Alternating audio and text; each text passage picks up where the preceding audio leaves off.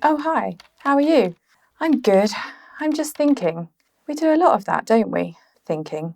We do a lot of thinking before we do a lot of writing. Wait, are we thinking about the same things? I think we are, but in slightly different ways. I think strategists think about what they can do to solve the audience's problem. And I think copywriters think about how they can tell the audience their problem will be solved. Perhaps, more simply, strategists work on solutions and copywriters work on executions.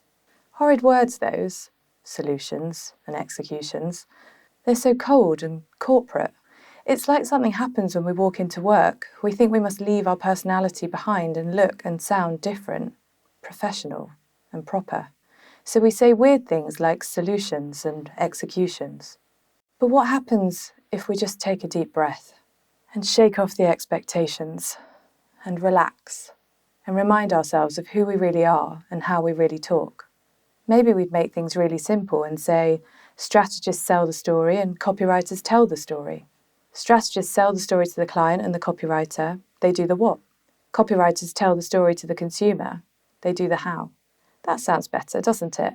Less professional and proper, more natural, easy, and really, really clear. You know, when we say something that feels more natural and easy, we make everything easy for the people we're talking to. They get it. They get us. And that's what we want, to be on side and on the same side as the people we're talking to. Why dance around clarity to sound professional and proper when we can get straight to the point and take everyone with us on one smooth and easy ride? You know, I read recently that communicating with clarity is respectful to the information we're sharing and the people we're sharing it with. Communicating with clarity lets us communicate more richly and persuasively too. And that's what we want, isn't it? So how do we do it? Well, it's all just a matter of words. And I know I would say that words are my thing, but it's true, and words can be your thing too. Words make or break a story, so we must choose and use our words carefully. We must make our words work. There are hundreds of thousands of words in the world. Some of them work, some of them don't. The words that work are the meaningful ones, the words that bring meaning to a story and mean something to someone, the words that make someone think, the words that make someone feel, the words that make someone do something like buy our idea or our product. The words that don't work, well, they don't work. They don't do anything for anyone. They don't make them think, feel, or do anything. Real words work. Real words that real people really say. And you know what? Real words are really easy to find. You know why? Because in real life, we're real people talking to other real people, and we all use real words all the time. It's just that when we're writing a brief or presenting a deck or talking in a meeting, we forget ourselves, and we forget the real words. We use words we think we should say because they sound professional and proper. We use words like platforms and frameworks and architectures. We use words we'd never really use when we're with real people like our friends and family. We'd never say we're talking to our sister on a call platform, or we're creating a framework for the weekend. No, we'd say we're calling our sister and we're making weekend plans. So let's get rid of words that don't work and write words that work. Words that paint a clear picture for our clients, our colleagues, and our consumers. Look at this. Target audience, woman, approximately 30 years of age, average 2 children, stay-at-home mother for circa 5 years, principal household purchaser, content in life. Looks familiar, right? A list of insights that tell everyone who we're talking to. The thing is, those insights aren't inspiring. They're informative and interesting, but they aren't inspiring. Look at this. We're talking to mums. They're about 30 years old, and for the past 5 or so years, they've been busy making their home a home for their 2 lovely kids. They do most of the shopping most of the time, and they're happy in their world. Really, really happy. Feels a bit different, doesn't it? Feels more real, more believable.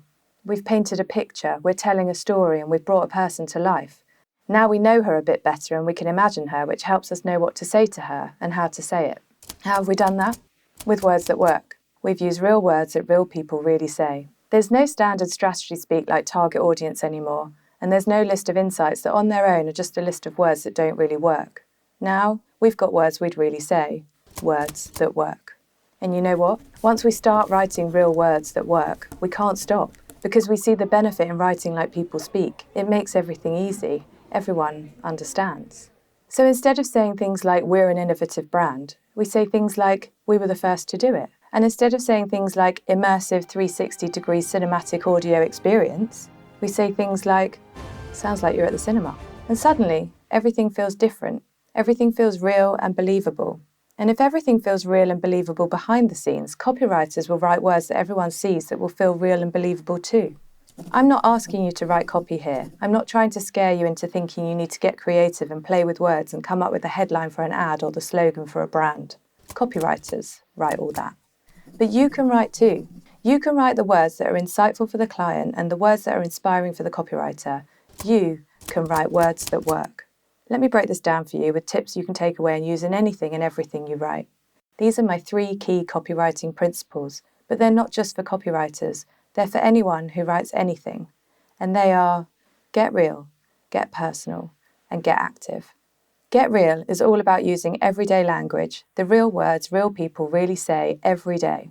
Swap out the technical jargon, the corporate speak, and the marketing terms. Swap out the boring stuff for the real stuff. It makes everything easy for everyone. Get personal is all about writing in the first person, because we're always talking to a person. Say you and we instead of sticking brand names in everywhere. When we're in a brand world, we don't need to say the brand name all the time. Our audience knows who we are. And get active is all about the active voice. When we use the active voice, we make what we say sound like it's happening now, so our audience feels like they can jump right in and join us. The passive voice makes what we say sound like something's already happened, so our audience feels like they can't join in, and they wonder why they're wasting their time with us. Use those tips together or on their own. Making your words work is easy, and when your words work, your work works. It's worth thinking about.